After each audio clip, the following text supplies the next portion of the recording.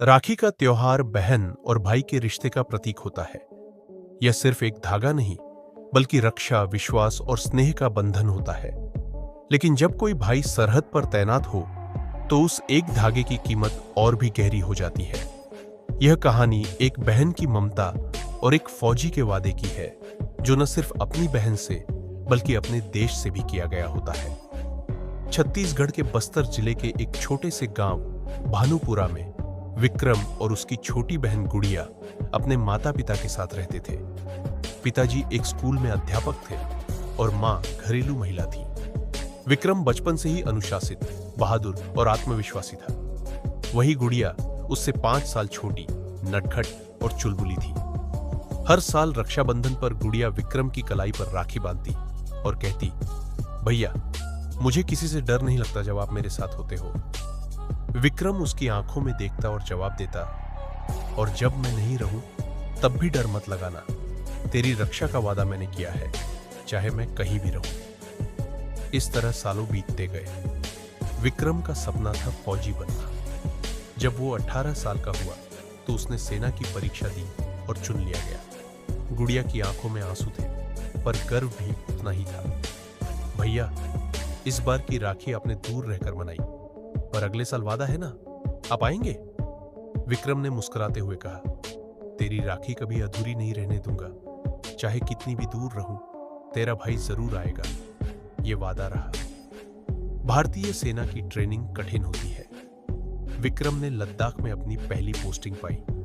उधर गांव में गुड़िया अपने भाई के लिए हर दिन मंदिर में दिया जलाती और हर रविवार को चिट्ठी भेजती। एक दिन उसकी चिट्ठी में लिखा था, भैया, मेरी पहली राखी आपके बिना है, पर आपने वादा किया था तो मैं इंतजार करूंगी। कोई और भाई नहीं चाहिए मुझे, सिर्फ आप। विक्रम ने उस चिट्ठी को पढ़ा, आंखें भर आईं। उसी चिट्ठी के साथ भेजी हुई राखी उसने अपनी वर्दी के बटन में छिपाकर रख ली। रक्षाबंधन के 2 दिन पहले की बात है। लद्दाख की ऊंची चोटियों पर भारी बर्फबारी हो रही थी। विक्रम और उसके साथी लाइन ऑफ कंट्रोल पर गश्त कर रहे थे। तभी वॉकी टॉकी पर संदेश आया, दुश्मन सीमा के पास आ गया है, सभी यूनिट अलर्ट रहे। विक्रम की आंखों में आग थी। वो जानता था कि अभी उसके देश को उसकी जरूरत है और उसकी बहन, वो इंतजार कर रही होगी। दुश्मन ने आधी रात को हमला किया। गोलियों की बौछार शुरू हो गई। विक्रम अपनी टीम के साथ मोर्चा संभाले हुए था। अचानक एक ग्रेनेड उनके बंकर के पास आ गिरा। बिना सोचे समझे विक्रम ने उसे उठाकर दूर फेंका, लेकिन तब तक एक गोली उसकी पीठ में लग चुकी थी। वो गिर पड़ा, लेकिन होश में था। उसकी जेब में वो राखी थी। उसने उसे निकाला, होंठों से छुआ और कहा, तेरे वादे ने मुझे जिंदा रखा है गुड़िया, मैं लौटूंगा। विक्रम को सेना के हेलीकॉप्टर से श्रीनगर मिलिट्री अस्पताल लाया गया। उसकी हालत नाजुक थी, पर वो लड़ रहा था। डॉक्टरों ने उसे आईसीयू में रखा। 3 दिन बाद उसे होश आया। सबसे पहला शब्द जो उसके होठों पर आया, राखी। आज दिन कौन सा है?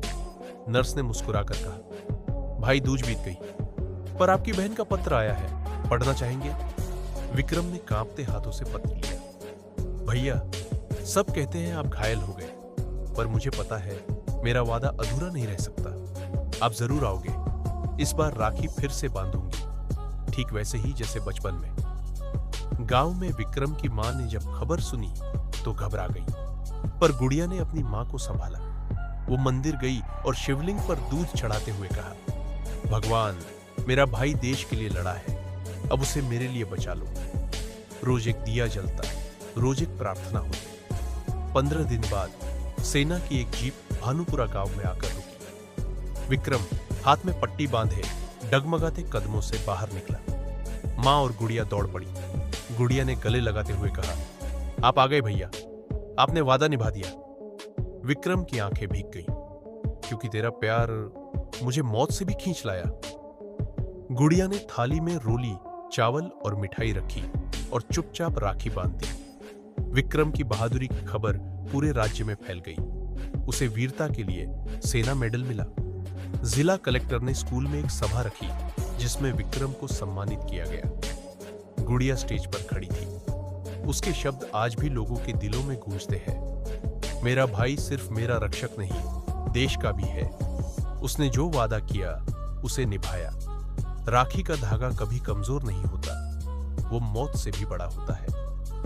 यह कहानी है उस विश्वास की जो एक बहन राखी में बांधती है, और उस दृढ़ निश्चय की जो एक फौजी भाई निभाता है। क्योंकि जब कलाई पर राखी बंधी हो और दिल में वादा हो, तो कोई फासला, कोई जंग, कोई गोली उस रिश्ते को हरा नहीं सकती। ये सिर्फ एक कहानी नहीं थी, ये एक एहसास था, एक बहन के प्यार और एक फौजी के वादे की वो डोर जो हर दिल को छू जाती है। अगर इस कहानी ने आपकी आंखें नम की हो या दिल को छुआ हो, तो इसे लाइक जरूर करें। कमेंट में हमें बताएं कि आपको सबसे ज्यादा भावुक पल कौन सा लगा, और ऐसे ही दिल को छू जाने वाली कहानियों के लिए द स्टोरी ग्लो को सब्सक्राइब करें, क्योंकि यहां हर कहानी सिर्फ सुनाई नहीं जाती, महसूस कराई जाती है। द स्टोरी ग्लो, जहां हर कहानी रोशनी की तरह दिल तक पहुंचती है। आपका अपना चैनल द स्टोरी ग्लो। एक बार सुनोगे तो जिंदगी भर याद रखोगे।